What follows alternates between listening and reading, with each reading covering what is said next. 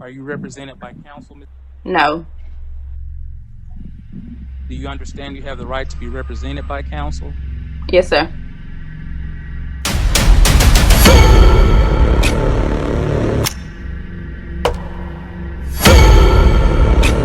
Raise your right hand, please, ma'am. Do you solemnly swear or affirm the testimony you're about to give in this cause to be the truth, the whole truth, and nothing but the truth, so help you God? Yes, I do. Welcome back, everybody. I hope that you enjoyed our last video. I'm glad you're here again. Unfortunately, Graham is not here with us today, but I hope you enjoy the video still. We are going to hop on a flight back to Mississippi, so pack your bags. Let's hit the road.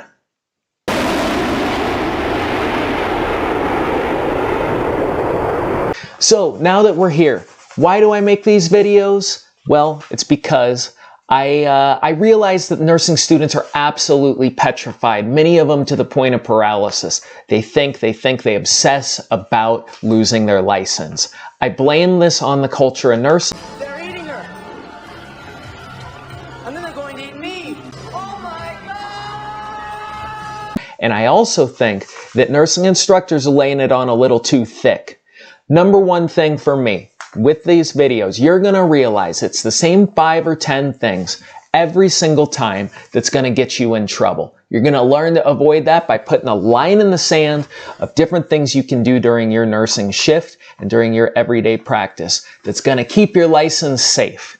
And the greatest thing about it, it's not going to take your shift any longer to complete. You're not going to have to stay later. One time when I was in nursing school, I had an instructor tell me that when you are getting a report, you need to write everything word for word. Now that's ridiculous. What we're doing, simple things, and through the videos you're going to learn them. We'll make a running list as we do it, and you're going to learn to keep your license safe, keep your patients safe.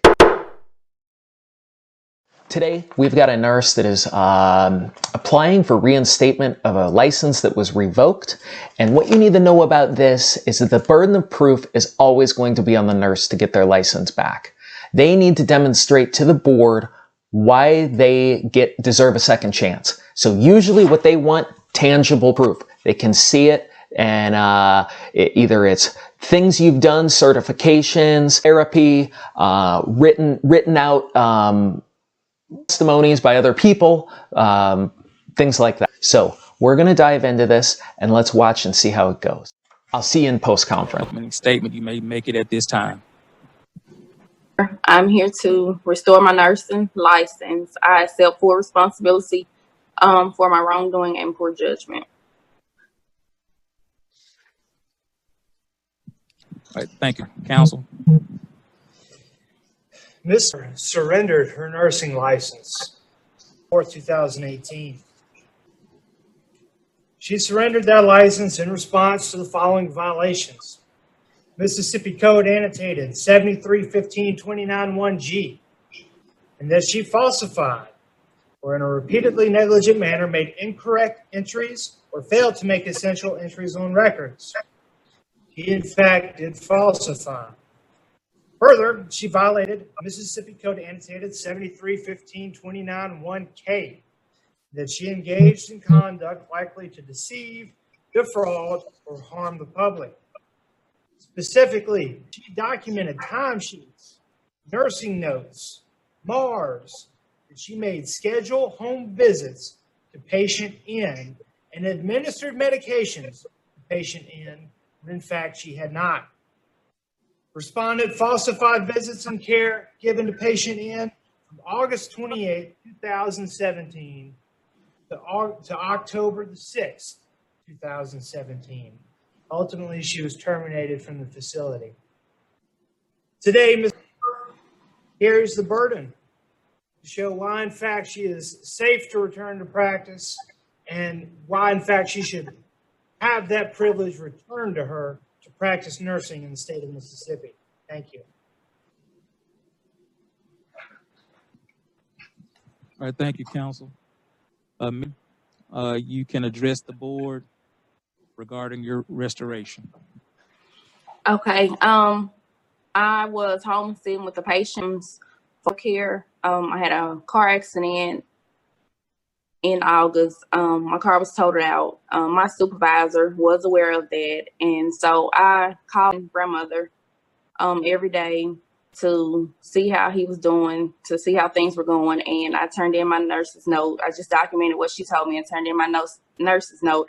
I didn't physically go there. I just called, and my supervisor's boss, she called to check to see how things were going, and grandmother told her I didn't come, and so that's when I was terminated. I accept responsibility for my poor judgment and wrongdoing. It has caused a lot of hardship in my life. I have 3 kids, and it's just been hard when you go from making $20 to $21, making $9 to $10 at a job, and don't know, how you're going to take care of your family. I did go and speak with the DON and here, and I explained everything. They forgave me, and they told me that they'll give me a second chance because I was a great nurse there, and that when I get my nursing license back, they offer me a job. And it's just something that I work too hard for my nursing license, and this is how I take care of my kids and provide for them, and I just want a second chance. Thank you for your patience today, and I know you had to wait a little while for your hearing, so thank you for that. Ms. Moore, I believe you led your testimony that you had a car accident and that your supervisor knew, and that you in fact called and talked to the grandmother. Well, what I have not heard you testify about, Ms., is the lack of care received by the patient. Why is it that you place more emphasis on what you did as opposed to what you did not do? Yeah, I did not go there.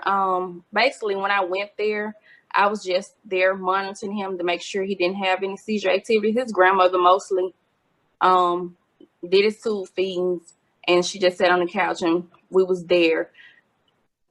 I didn't do any harm to the patient, but lack of care, I'll say his grandmother, she did mostly of everything when I even was there going to his home.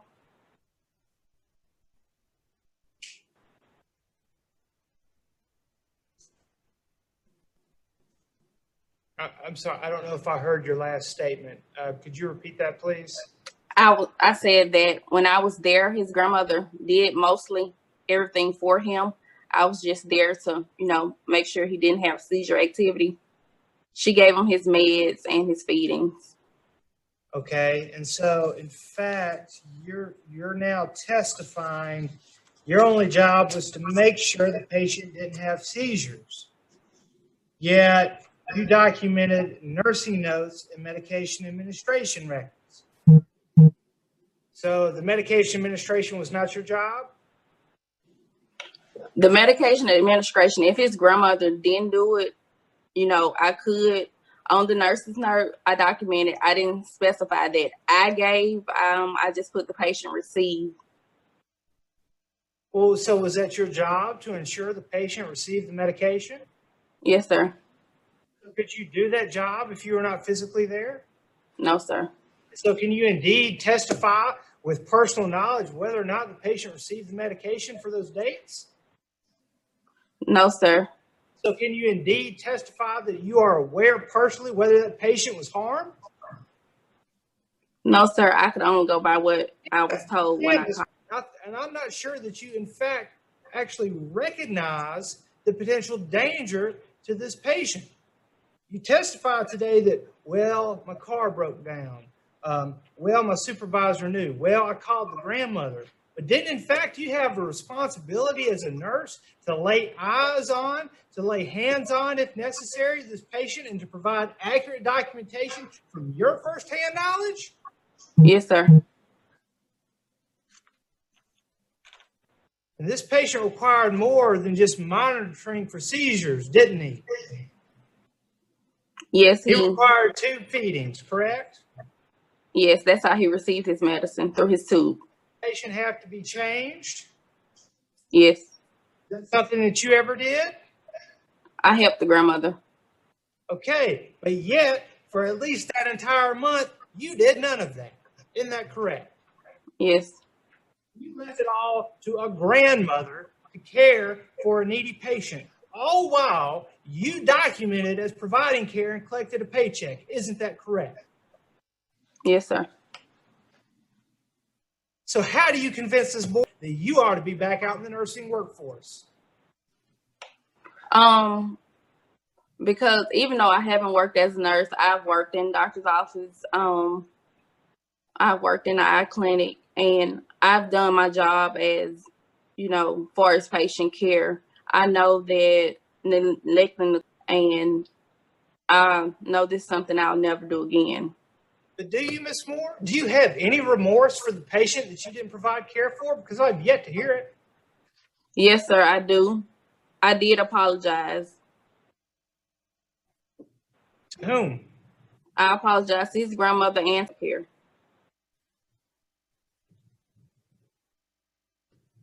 You testified that you have a job offer from Oxford Healthcare. Do you have any evidence of that today? No, sir. When I went and spoke with them, the DON, Miss Deanne, she just told me that when I get my license back, that I could come work for them again. Okay. I'm going to address a few things in your packet. You took a course in ethics, isn't that correct? Yes, sir. Why'd you take a course in ethics? I took the course in ethics because, what I did was not in the scope of, what an LPN should do. And so It was unethical, was it not? It was not Yes. only out of the scope, it was completely and utterly unethical, correct? Yes, sir. So that's why I took the ethics class again, just to read everything of what a nurse should and shouldn't do. What did you learn from that course, Ms. I've learned that as a nurse, you should not neglect a patient. You should do what is asked of you to do. You shouldn't go about doing things the wrong way, and that there are consequences behind it. And I don't mean to be flippant or sarcastic, but it took an educational course to teach you this? No, sir. I went to school, and, it was preached in school about, things you should and shouldn't do also. And you understand that the nursing license is a privilege that you earn, correct? Yes, sir. For the record, would you agree with me that you cannot, to your personal knowledge, state that there was no patient harm done? As far as me harming a patient, I didn't harm a patient, but neglecting by not going there, yes, that was done. Let's get this. Harm by action or by omission. Can you testify today that neither your action nor omission harmed the patient, to your knowledge? To my knowledge, by not going there, there was harm. Thank you. If you were to receive a nursing license back today, under what conditions do you think would be appropriate? If I was to receive my nursing license back again today, if I was to do home health again, just, supervision, monitoring, just, to make sure that, I'm there. And that's what I said that they would do if I was to work back for them, that they'll just, monitor me the first couple months. So first couple months, so you think only a couple months would be necessary? Yes, I've learned my lesson, and this has just been really hard. And so I know I'll never do it again. And the only evidence that you have that you've learned your lesson today is the fact that you've taken one course in ethics and that you've testified that you've suffered a drop in wages. Is that correct? No, I'm sorry that I did it. I apologize, grandmother. I know this was wrong, and I've worked since then, and, I've just not had a problem since then of, being at work and doing what I'm supposed to do. No further questions.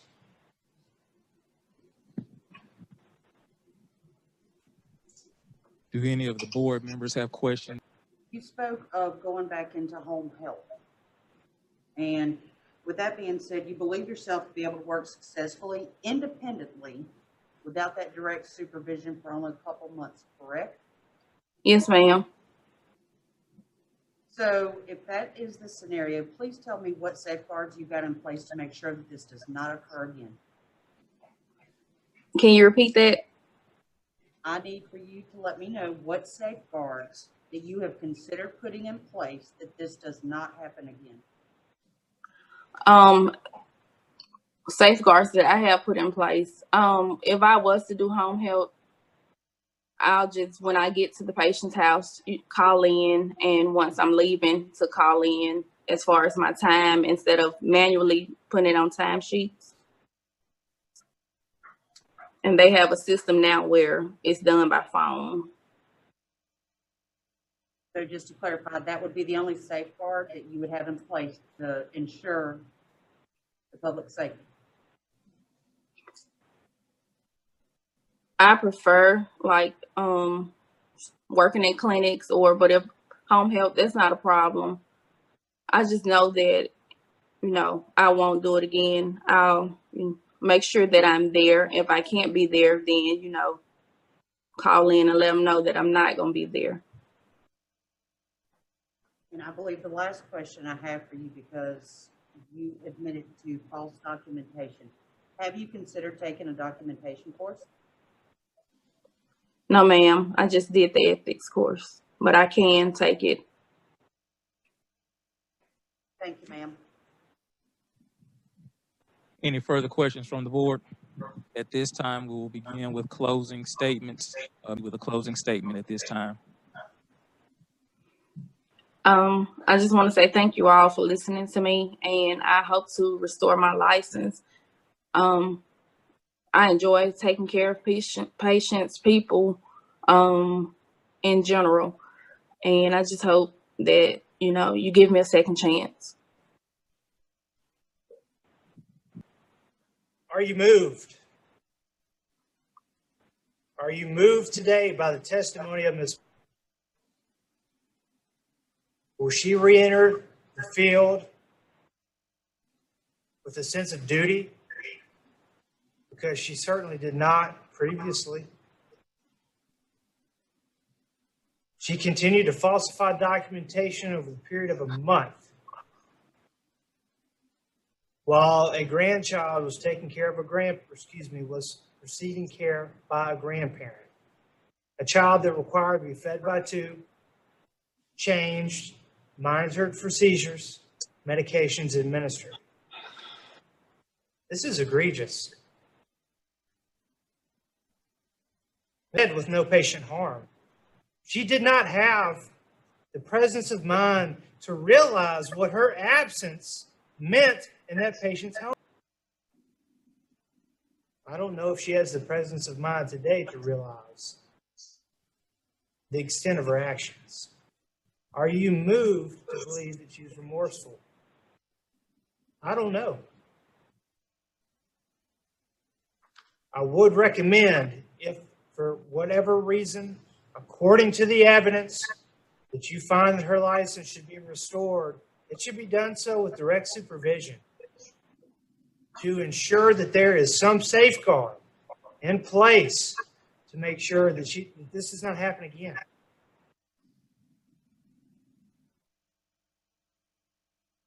Thank you.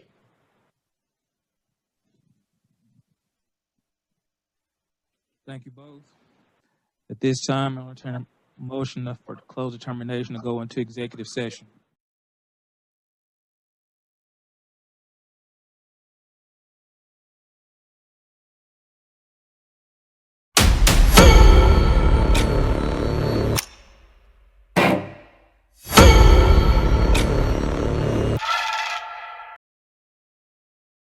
One of the main things that I see a lot of nurses wind up in court or before the board for, that I alluded to earlier, that it's often the same 5 or 10 things, is fraudulent charting. And to me, that's something really easy to avoid and something you don't need to stress about because you know you won't do that. or else you will wind up in one of these situations. We see it a lot. So that's the one take home from today. Always be honest in your charting and honest in your nursing. Did she demonstrate a burden of proof that she has been reformed, that she's ready to join the workforce?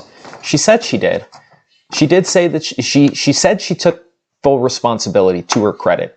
But did she go above and beyond in proving that? She took the one module, and maybe she leaned into that a little too heavy because the lawyer was ready. He was ready for that. The lawyer wasn't having any of that. He said, you had to go to a class to learn to be ethical, to not neglect your patient, and that was pretty damning. So that was tough to watch. So next, she wound up getting off okay. She did. They didn't actually air it, but I was able to look it up on the Board of Nursing's website, and she's required to do a number of modules. I put those over on the right, and she's gonna be on probation, so we'll have to see if how that pans out. Everybody, thanks for watching my video. I hope you liked it. Like and subscribe. Next week we'll have Graham back in the mix, and you can look forward to that. We also look forward to doing a lot of different things we're really excited about, and those are to come. We won't tell you yet, but you'll see those in the coming months. So let me know what you like, what you didn't like, and things we can improve. We're more than happy to change things up, which you can obviously see from last week and this week's video. But next week we'll probably be headed back to Mississippi once again. I hope you like it there.